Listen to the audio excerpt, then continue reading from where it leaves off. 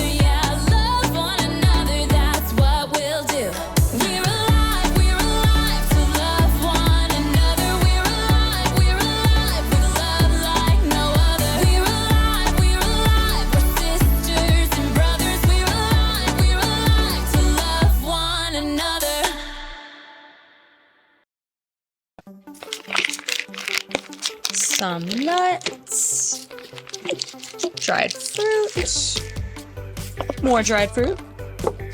Oh, chocolate, definitely chocolate. Hey, today we're taking a look at the story of how Jesus served up a big lunch to a big crowd. Skylar! One pizza pipe! Ing hot. You okay? Yep.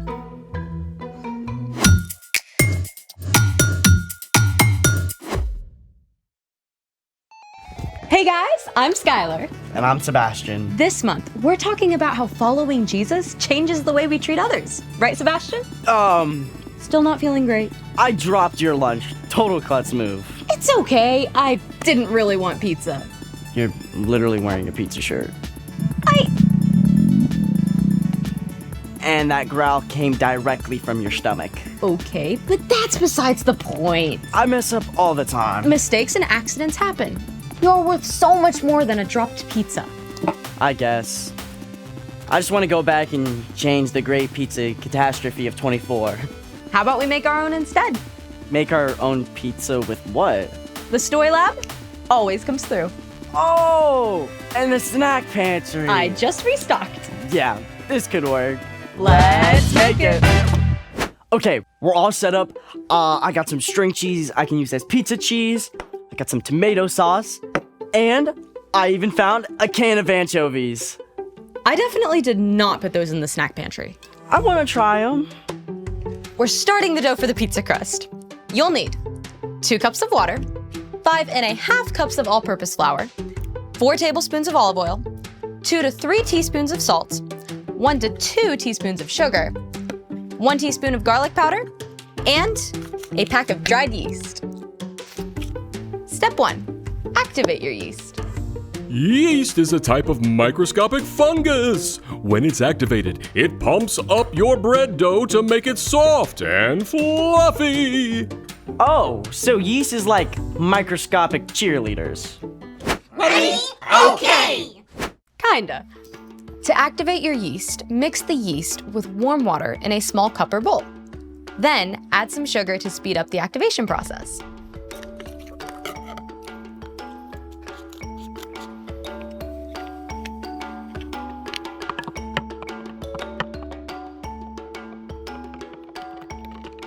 Step 2. Use a sifter to sift the flour into a large bowl and mix it up really well with salt and garlic powder.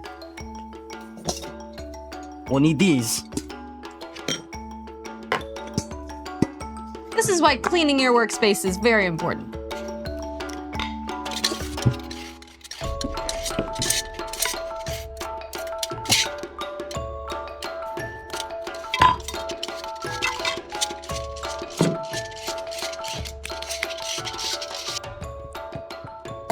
And add salt and garlic powder.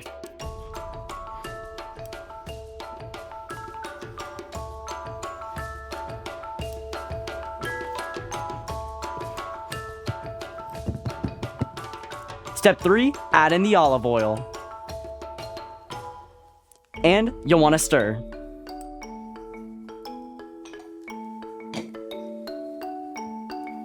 Then, wait 15 minutes for your yeast to finish activating. Whoa, I see little bubbles. That's a sign that our yeast is up and ready. Yay! Go team! Step 4. Gradually add your activated yeast to your dry ingredients and mix it up.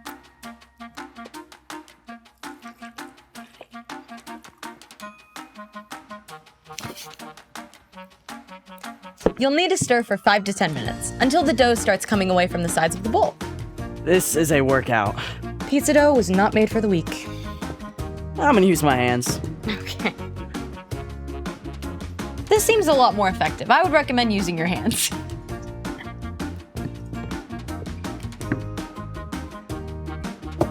Can you move my cheese and tomato sauce?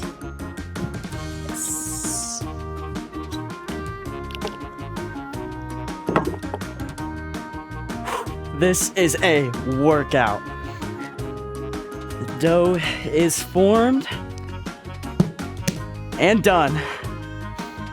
Now it's time for the yeast to help the bread dough grow. Step 5. Put the dough in the bowl. And then cover with aluminum foil and let it rest while the yeast does its thing.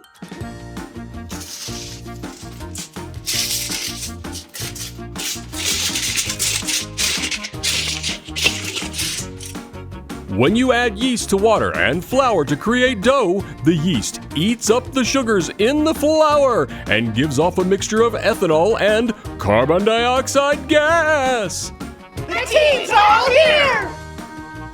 The gluten in the dough traps the carbon dioxide gas, preventing it from escaping. And the more gas that forms, the more the bread dough expands. Go team! Let's get that bread!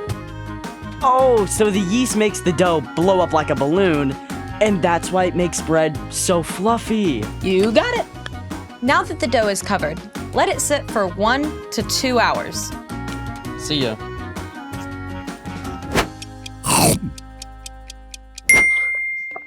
Ooh, let's take a look.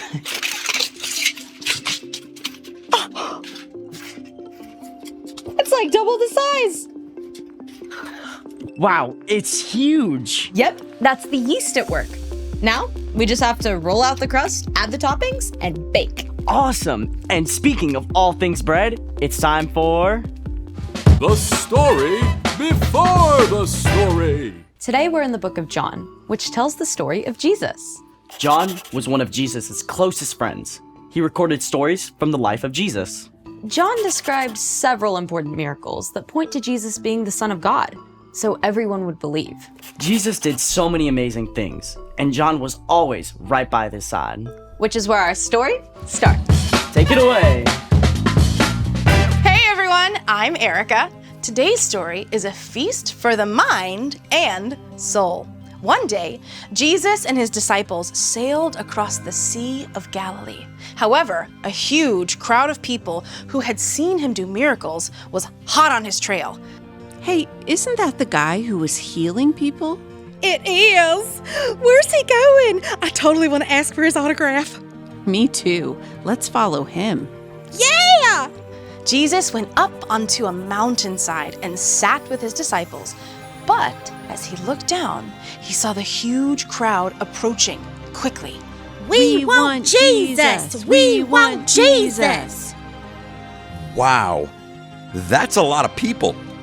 It was high time for a meal, but there were thousands of people and no easy way to find food for all of them. Where can we buy bread for these people to eat? Even if we could buy enough bread for each person to have just a bite, it would take more than half a year's pay. Philip was spot on. The crowds were hungry, and the disciples didn't have the money or food to feed them. The only thing that made sense was to send them away to fend for themselves. But not everyone had come unprepared. One little boy had brought some food. Jesus, this boy here has 5 loaves of barley bread and some small fish that he's willing to share. My mama said sharing is caring. That's great, kid, but how far is this gonna go with that giant crowd? Have the people sit down. If you say so. There were more than 5,000 people present, maybe more than 10,000. Jesus had everyone sit down on the mountainside, and then Jesus took the loaves and gave thanks. Oh, hey, are we getting snacks? Yummers! Jesus began passing out the loaves and fish to the crowd. Somehow, there were always a few more pieces, and then more and more and more, until everyone ate as much as they wanted. Hold up. Didn't we only pass out like 7 things? I'm no mathematician, but... After everyone had finished, Jesus told the disciples to collect the leftovers. They gathered what was left and filled, get this, 12 whole baskets with the remaining bread and fish. 5 loaves plus 2 fish divided by 10,000 times average person size minus hunger quotient. It's a miracle, Andrew. Leave the math to Matthew. The little boy didn't have much, but he chose to give what he did have to Jesus, who used that one small gift to perform a miracle that fed thousands of hungry people. The end.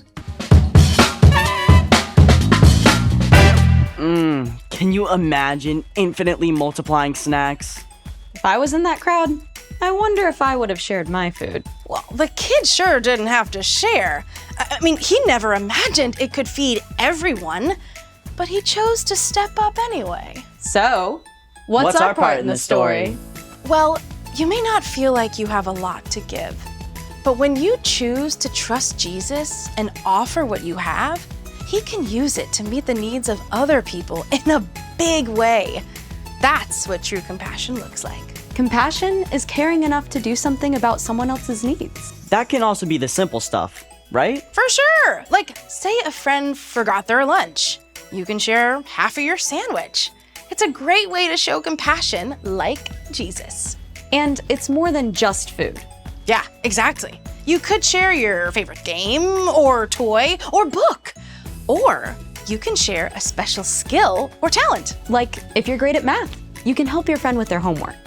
And if you're good at art, you could share a silly drawing with your friend who's feeling down. You got it. You can even give your time to meet others' needs, like helping your mom collect canned goods for people who don't have enough food. Or smiling at everyone you meet when you go to visit your great-grandma at the nursing home. Sounds like we gotta get creative. Keep our eyes open. That's right. God made you to show compassion like Jesus in your own unique way. See you next time. Bye. So here's the thing. Use what you have to help others. Right now, I would finally like to help you to lunch. Cheers. It's gonna be good. So yummy. How's your half? Anchovies was a mistake. Thanks for joining us in the Story Lab. See you next time.